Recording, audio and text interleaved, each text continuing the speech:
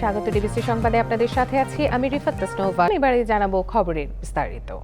শিক্ষার্থীদের আন্দোলনের মুখে অবশেষে পদত্যাগপত্র জমা দিয়েছেন খুলনা প্রকৌশল ও প্রযুক্তি বিশ্ববিদ্যালয়ের উপাচার্য মোহাম্মদ মাসুদ ও উপাচার্য এসকে শরীফুল আলম। শিক্ষা মন্ত্রণালয়ের জনসংযোগ কর্মকর্তা এই তথ্য নিশ্চিত করেছেন।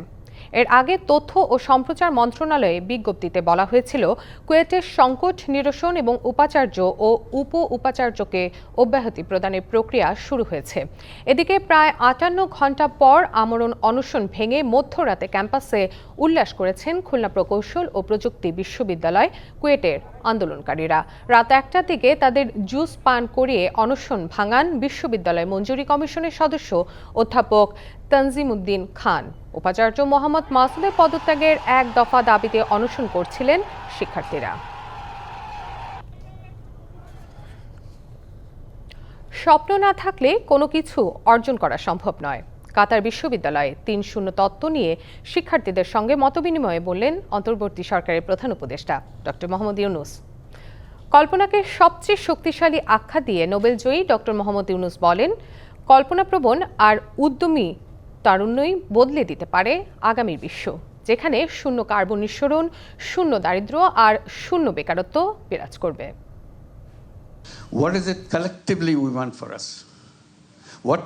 সবকিছুই কল্পনা শক্তির মধ্যে। কল্পনা বাড়াতে না পারলে জীবনে বড় হওয়া সম্ভব না। তাই পৃথিবী বদলাতে কল্পনা শক্তি বাড়াতে হবে।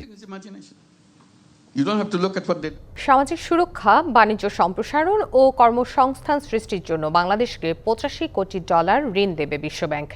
বুধবার বাংলাদেশ ও বিশ্বব্যাংকের মধ্যে স্বাক্ষরিত এক চুক্তি থেকে এ তথ্য জানা যায়, যার মাধ্যমে গভীর সমুদ্র বন্দরের টার্মিনাল উন্নয়ন, সামাজিক সুরক্ষা সহায়তা বাড়ানো এবং নতুন কর্মসংস্থান সৃষ্টিতে গুরুত্ব আরোপ করা হবে।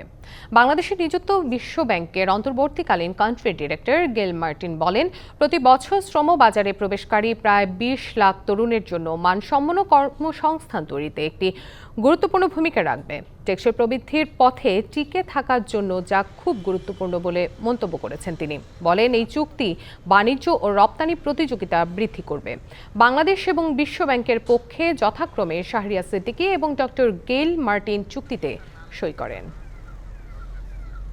রপ্তানি খরচ কমানোর পদক্ষেপ নিয়েছে সরকার, তাই ভারত ট্রান্সশিপমেন্ট সুবিধা বাতিল করলেও রপ্তানিতে প্রভাব পড়বে না, এমন দাবি বাণিজ্য উপদেষ্টা শেখ বশিরউদ্দিনের। সকালে রাজধানী বসুন্ধরা আন্তর্জাতিক কনভেনশন সেন্টারে 2 দিনব্যাপী মিট বাংলাদেশ এক্সপোজিশন প্রদর্শনীর উদ্বোধন অনুষ্ঠানে এসব কথা বলেন তিনি। বাণিজ্য উপদেষ্টা জানান, দুর্নীতি কমানোর উদ্যোগ নেওয়া হয়েছে, এর ফলে ব্যবসা সহজ হবে। 2 দিনের এই আন্তর্জাতিক প্রদর্শনীতে 9টির বেশি দেশের ক্রেতা, সোর্সিং এজেন্ট অংশ নিয়েছে। 120টির বেশি কোম্পানি নিজ নিজ পণ্য নিয়ে অংশগ্রহণ করেছে প্রদর্শনীতে ব্যবসায়িক সংযোগ স্থাপনের জন্য। আমাদের যে সক্ষমতাগুলো ছিল, যেগুলো অব্যবহৃত ছিল, আমরা এগুলো সকলগুলোকে সমন্বয় করে এখন ব্যবহার করে আমরা আল্লাহর রহমতে আলহামদুলিল্লাহ কোনো সমস্যা নেই। আমাদের এক্সপোর্টের প্রতিযোগিতার সক্ষমতা আরো বাড়বে। মালয়েশিয়া, আরব আমিরাত, ওমান, বাহরাইন, কাতার, ইরাক, লিবিয়া সহ বিভিন্ন দেশে বন্ধ থাকা শ্রমবাজার চালুর উদ্যোগ নিতে সরকারের কাছে আহ্বান জানিয়েছে Bangladesh association of international recruiting agency বা বাইরা।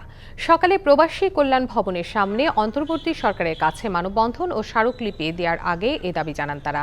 সংগঠনটির নেতারা জানান, সৌদি আরবের পর মালয়েশিয়া কর্মীদের জন্য দ্বিতীয় বৃহত্তম শ্রমবাজার। সে সরকারের অভ্যন্তরীণ নীতির কারণে গত বছরের 31 মের পর সকল সোর্স কান্ট্রি থেকে কর্মী নিয়োগ বন্ধ রয়েছে। বাংলাদেশ সরকার আলাপ আলোচনার মাধ্যমে শ্রমবাজার চালুর উদ্যোগ নেবে বলে তারা প্রত্যাশা জানান। সকল শ্রম বাজার অতি সত্বর দ্রুত পদক্ষেপ নেওয়ার জন্য আজকে বাইরের সদস্যরা এখানে আমরা উপস্থিত হয়েছে।